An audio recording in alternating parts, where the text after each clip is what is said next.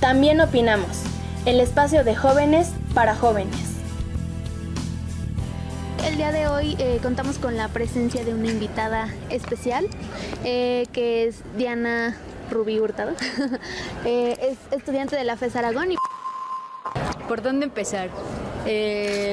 Supongo que es importante empezar por observar a este personaje como un líder que hasta cierto punto ha generado empatía con el pueblo, a partir de ciertas características físicas e inclusive podemos decir que la forma en la que se comunica, ¿no? Un lenguaje bastante del pueblo, ha sido muy mediático, ha cuidado mucho su imagen.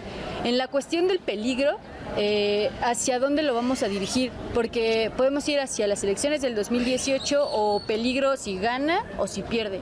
Entonces la pregunta ahí sería, ¿hacia dónde vamos a dirigir esa pregunta? ¿Hacia si va directo a ganar la presidencia o en el caso contrario, ¿no? En el caso de que vuelva a perder? ¿Cómo enfocaríamos esa pregunta? Todo este proceso por lo que ha facilitado Andrés Manuel López Obrador como una figura mediática, bueno, lo enfoco como figura mediática porque me gustaría es importante llevarlo a cabo ahí, ¿no? En lo que son los medios de comunicación. Es un personaje que podría resultar un peligro porque no sé si en todos los conflictos que se ha metido tanto con Morena como dentro del PRD, dentro del Movimiento Ciudadano, Partido del Trabajo, etc., todos los partidos del que ha formado parte, se le ha acusado de ciertos temas ilícitos, pero por alguna razón siempre sale deslindado de ello. Nunca se termina por ensuciar del todo su figura política. Entonces es peligroso en ese sentido, de que no hay se le culpa directamente a quienes son sus allegados, pero no directamente a él como personaje. Entonces habría que analizarlo desde esa perspectiva, de que no se le está dando un seguimiento a todos estos temas que se le relacionan tanto de corrupción como de algo meramente ilícito.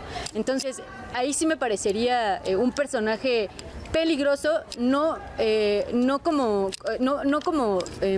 personaje en sí mismo, sino por este desconocimiento que se le tiene a su persona.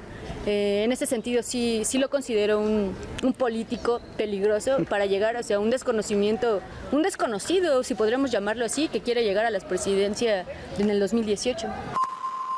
Sí, esta cuestión del desconocimiento no es a lo que me refería con que no es como tal a su persona, sino como su personalidad mediática. Este desconocimiento creo que radica en el que no se le puede encasillar si es de izquierda o si sigue siendo parte de la coalición priista que mencionabas desde el principio. Si realmente es un allegado a estas tendencias ideológicas, políticas, económicas que ha pregonado los partidos tanto centralistas como derechistas, o si se le puede relacionar con eso o si se le puede relacionar con la izquierda.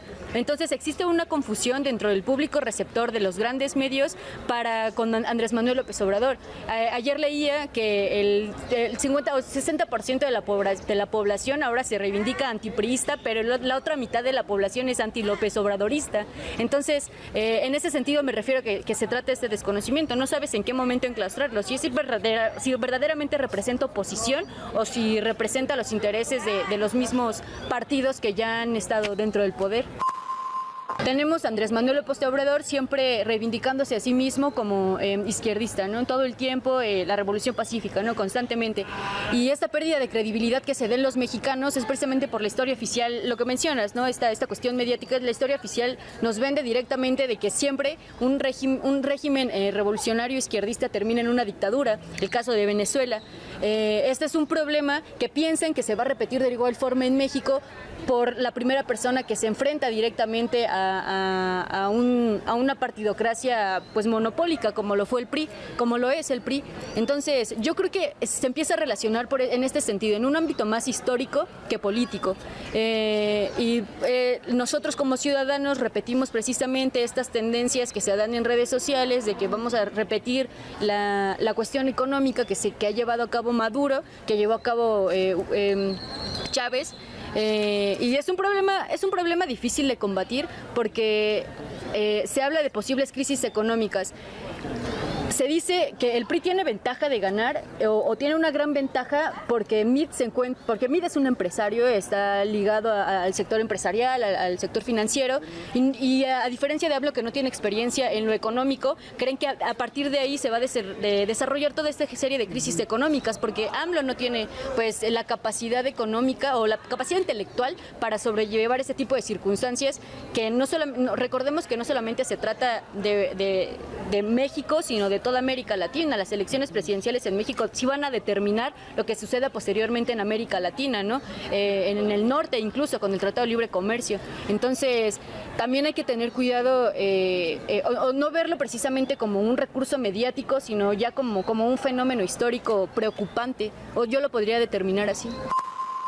Sin embargo, ya ha habido declaraciones por parte de grandes capitalistas que invierten en México, como el director de BBVA Bancomer hace poco dijo que este progreso económico que ha habido en México, no digo que sea el más justo, el más igualitario, pero ese progreso económico, de que ha habido progreso económico, ha habido.